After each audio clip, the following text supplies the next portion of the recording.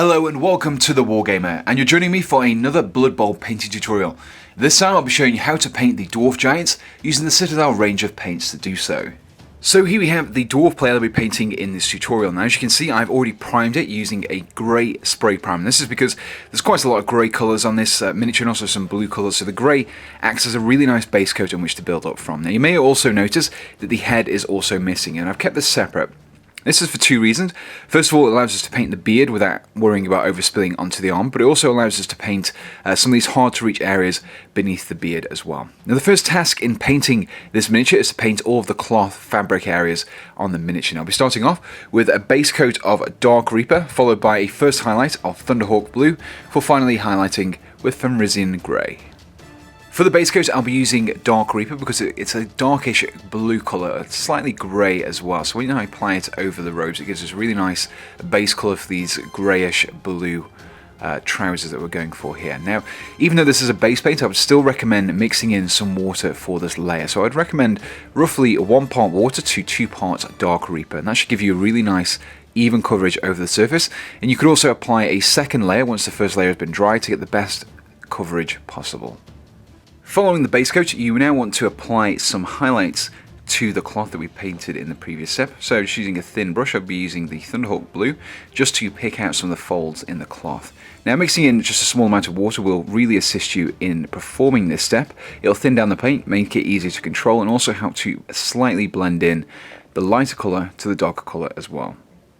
Now this step is much the same as the previous step, but we won't be applying quite as much Fenrisian Grey this time around as we did in the previous step. So what I'll be doing is I'll be focusing this mainly on some of the harsher corners and also some of the corners as well, and very upper edges of the material. You can see I'm just dragging the brush very lightly along the sleeve here. We want a very thin layer for this step because we don't want to apply too much of this Fenrisian Grey, just a small amount just to enhance the folds that we've already got. With the cloth finished, the next step is start painting all the leather straps that are across the miniature. Now I'll be starting off with a base coat of Dryad Bark, followed by a first highlight of Gorthor Brown, before finishing off with Baneblade Brown.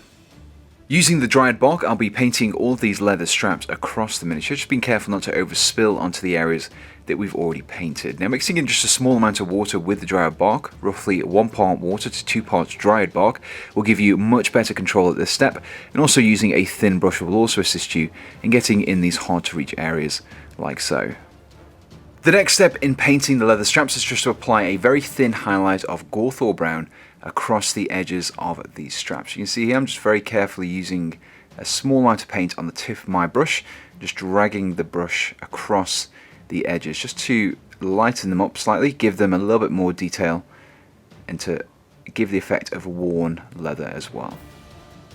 The final step in painting the leather straps is to use some Baneblade Brown as a further highlight. Now you can just focus this around some of the clasps and loops like here, and this just gives the impression that the leather around these areas has become a lot more worn than other areas. Now one of the things you can also do is entirely optional though, is to take a thin brush like this, just a very small amount on the end, and just apply some scratches that are perpendicular to the actual edge of the material. You can just see small lines and scratches appearing, and this just further enhance the worn leather effect that we're going for. With the leather areas completed, the next step to paint will be the skin. Now I'll be starting off with a base coat of Bugmans Glow, followed by a wash of Reikland Fleshshade, before starting highlights first of all with Cadian Fleshtone, and then finally Kislev Flesh.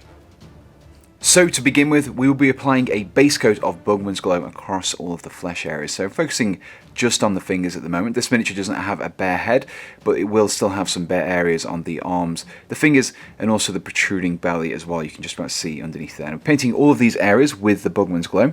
Now this is a base paint, so it should cover really nicely over the grey primer that I'm using here, but I will still be watering it down slightly and then applying 2 thin down layers in order to get the best coverage possible.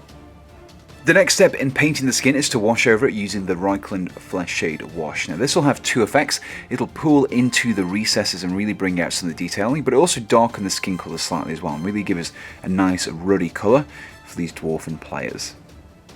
With the wash completed, we'll now be beginning the first of our 2 highlights. So first of all, we'll be using Cadian Fleshtone. I'll be using this to pick out some of the raised sections in the skin, notably the knuckles that we've got around here. And this just really enhance the detail that we've got on the skin here. Just want to make sure you just focus it on the raised sections, leaving the dark colour visible in the recesses. The final step in painting the skin is to perform one last highlight of Kislev Flesh, just picking out the top sections of the knuckles very lightly, like so.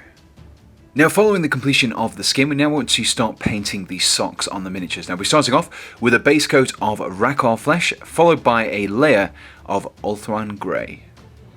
Using the Rakarth Flesh, I'll be painting over the entirety of the socks, being careful not to overspill onto the leather straps that we've painted in the previous steps. Just use a thin brush for this around these areas.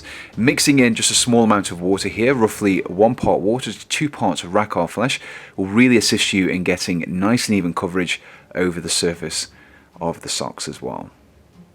With the Rakarth Flesh completed, we now want to lighten the colour of the socks. Now for this, I'll be using some Eshin Grey mixed with some Lamian Medium at roughly 1:1 quantities. Now, the reason why I've mixed in the Lamian Medium is I want to essentially create a glaze. Now, a glaze is basically the same consistency as a regular paint, but with a lot less pigment. So when we apply it over the surface, it's not quite as obvious that we're using a different colour. It'll blend nicely into the colour below. So I'm just applying it over this raised section of the calf here, leaving the Rakarth Flesh visible in the recesses. This will just create a very subtle, lighter layer on the socks. With the socks completed, the next step is to start painting both the boots and also any gems that you may have on the miniature. In this case, it's on the braid here, just on the buckle at the end. Now, we're starting off with a base coat of Screamer Pink, followed by a layer of Pink Horror, before beginning highlights, first of all, with Fulgrim Pink, and then finally, White Scar. Using Screamer Pink, I'll be applying a base coat to both the boots that you can see here, just being careful not to overspill onto the socks that we've already painted. And we'll also be applying this as a base coat on any of the gems that we have here. So I'm just going to be painting this particular one, that's just on the braid of the hair as well. With the base coat of Screamer Pink completed, the next step is to apply both a layer and also a highlight of Pink Horror. So let's start with the highlight first of all. We're applying this around the boots, just along these top edges here, just a small amount, just following the edge of the boot itself. Just a small amount is all you need, and that'll just create a nice thin highlight. Now for the gems, we want to approach it slightly differently. Now we want to pick a couple of facets of the actual gem. Preferably it's going to be the ones that are towards the top of the miniature. So on this particular one, we're going to be focusing on this facet here, painting this entirely with the Screamer Pink, like so, leaving the other facets with the darker colour. With the layer completed, we'll now be focusing just on the gem for the rest of the steps. Now we want to use the Fulgrim Pink just to pick out some of these edges on the gem itself, and we're going to be picking out all of these edges and really enhancing the brightness of this gem and really bringing out a shiny gem effect. Now the final step in painting the gems is just to apply a small dot of White Scar to one of the central corners that you can see where we've got a couple of edges line up. Just a small dot is all you need to create a glistening gem effect.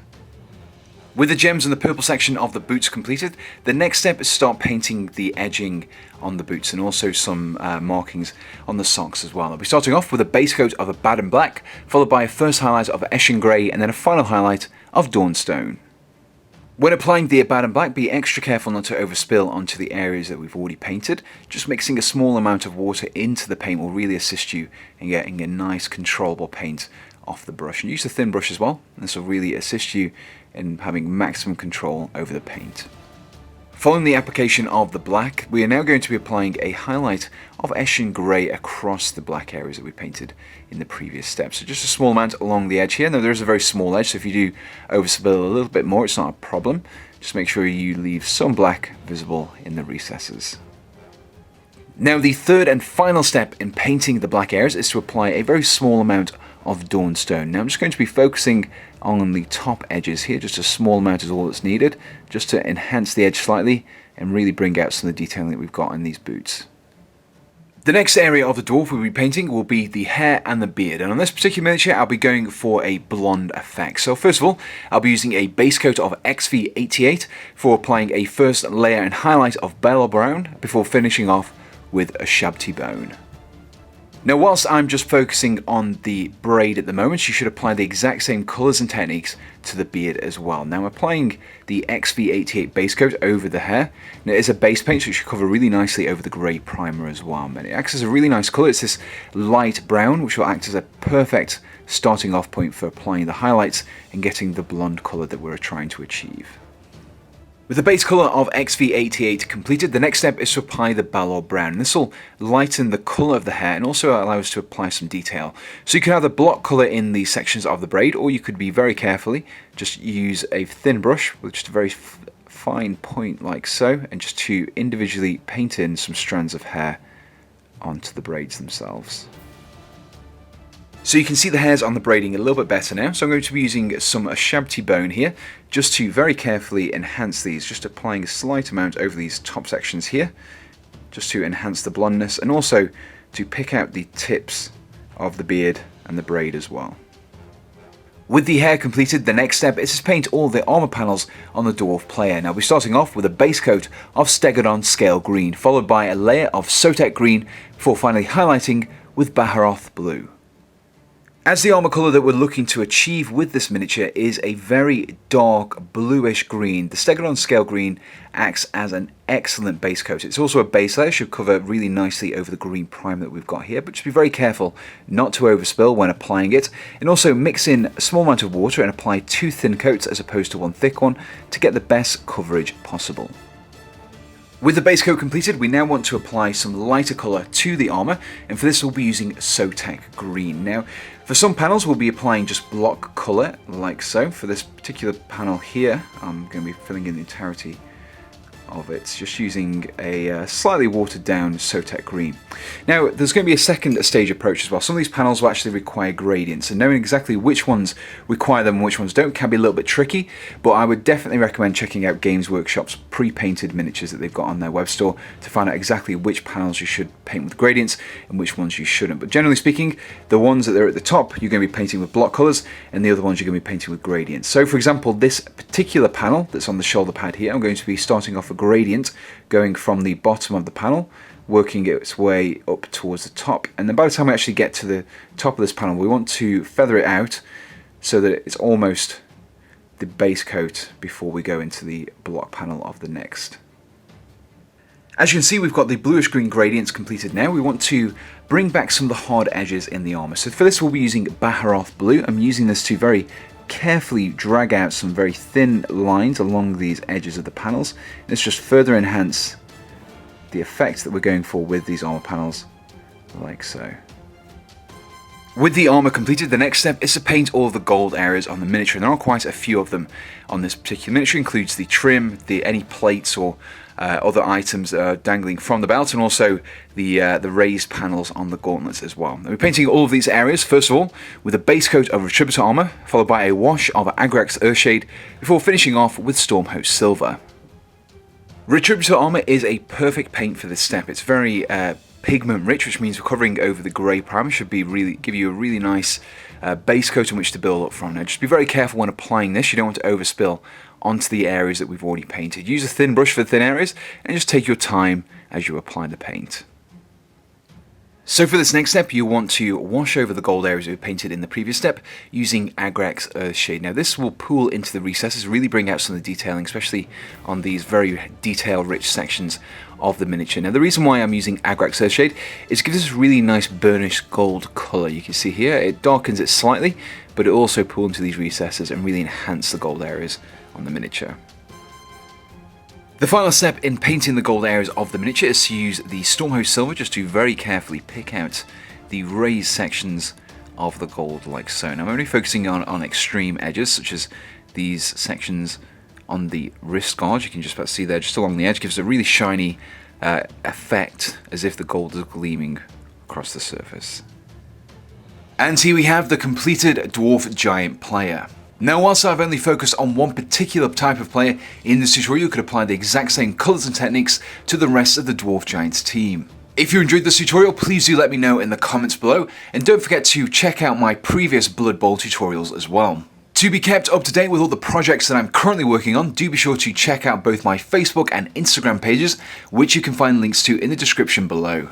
And finally, if you'd like to help support me in making future content and tutorials, please do consider supporting me on Patreon. From there, you can donate to me from as little as $1 a month, which has really helped me in producing these tutorials.